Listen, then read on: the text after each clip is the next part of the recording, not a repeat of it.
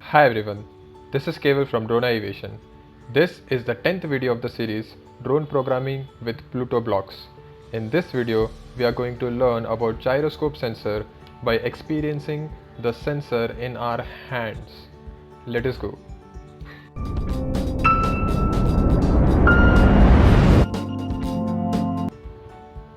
Gyroscope is a really important sensor which is found in a lot of applications. This sensor works on the rate of change of the angle. In this project, what we are going to do is we will take the gyroscope data and directly feed that data to the motors of the drone, and with this we can perceive how the sensor actually works. Let us dive into the project and see how to program it. We start a new project. I will name it as gyro drone. Okay. Now the first thing is that we will create a variable. Let us create an integer gyro input, and I'm going to take this set gyro input to over here. What I want to do is I want to set the gyroscope sensor data directly into this variable. So what I can do is I'll take the sensor and I'll take gyroscope, and I am going to select X as only. Now the thing is that the gyroscope data can be positive as well as negative, but I want just positive. So what I can do is I can select from math, I can select the square root block and changes to absolute. So now I will get only the positive data. But the issue again becomes that the gyroscope data is a very small number and I want to give it to the motor. The range of motor is from 1000 to 2000. So in order to fit that range, what I can do is I can add a 1000 as a number to this data. So for this, what we will require is a math block, and we will add it. We will keep it. Let us keep it over here like this, and this absolute over here, and the number becomes 1000. So whatever gyroscope data in x direction, x is the pitch axis, so it would be this axis. So in this, whatever gyroscope data that we are getting, we are going to add 1000 to that number and we are going to use it for our motors. But another issue might occur that the range, that the number that this gyro input will be storing could become greater than 2000, which is the maximum range. So what we can do is we can constrain this. So in logic, or I think it is in math, yes, constraint. Let us select this constraint. So what I am going to do is I will again from variables select set gyro input 2, and I will constrain it from 1000 to 2000. Oh sorry, this low would be 1000, but so what do we want to constrain? We want to constrain the variable. So let us select gyro input and set it over here. So now we are constraining the gyro input data from 1000 to 2000. It will not go beyond this. Now let us give this input to our motors. I will select if do block. Over here I am going to connect a comparator block. I will select this gyro input.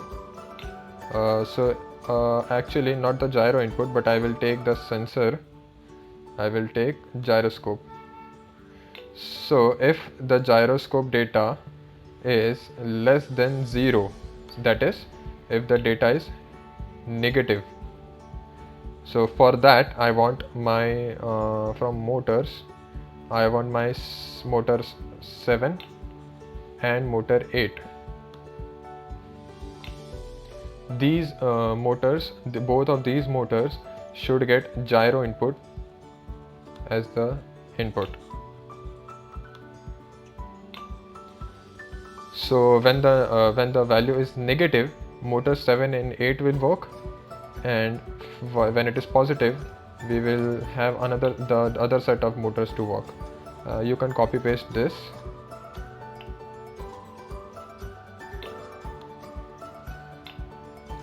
Just change it to greater than, and we will select motors 5 and motor 6. Again we will select gyro input and give that number as the input to the motors. So with this I think we finish the main part of our program. The remaining part is in the on-stop loop.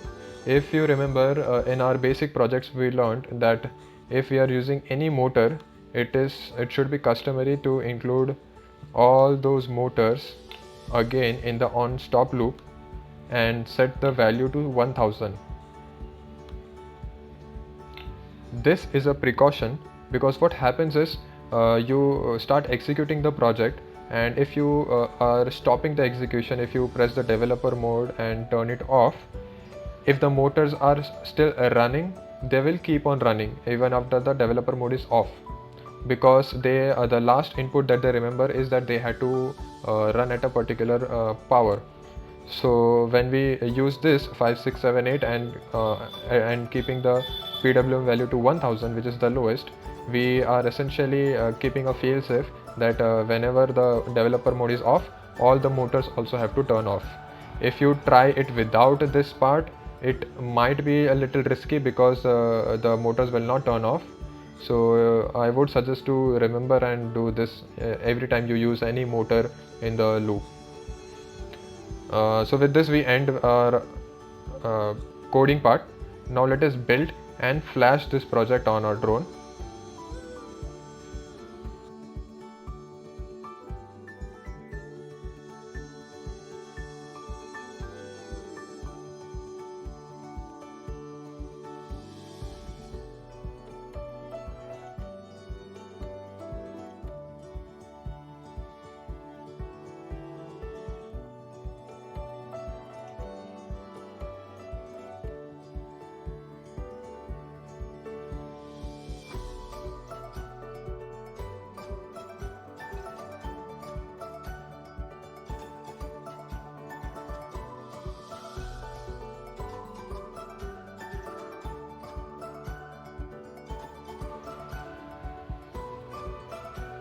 Now let us execute our project.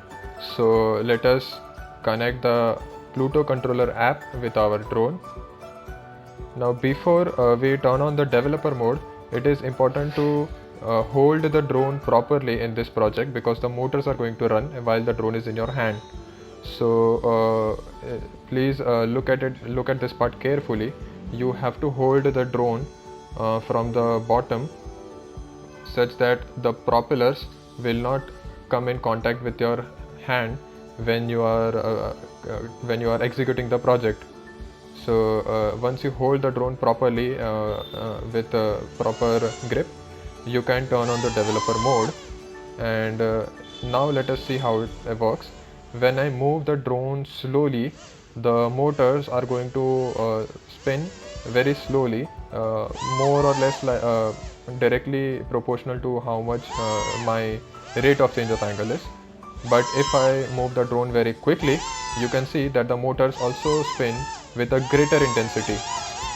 So, and this is exactly how it works when you are flying the drone.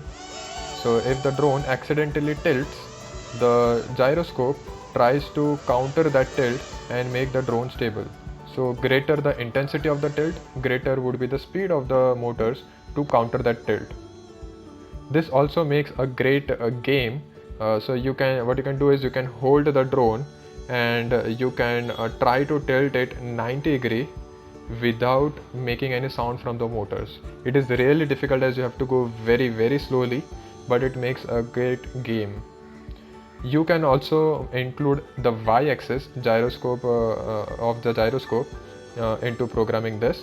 You can make it as a combination of x and y, so that when you are moving the drone in any axis or x or y as a combination of both, all the 4 motors will work together.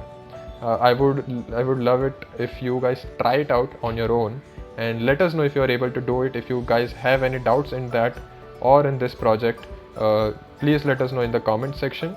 And I think we can end it over here. In the next project that we are going to do, we will understand basic logic gates using Pluto and Pluto blocks.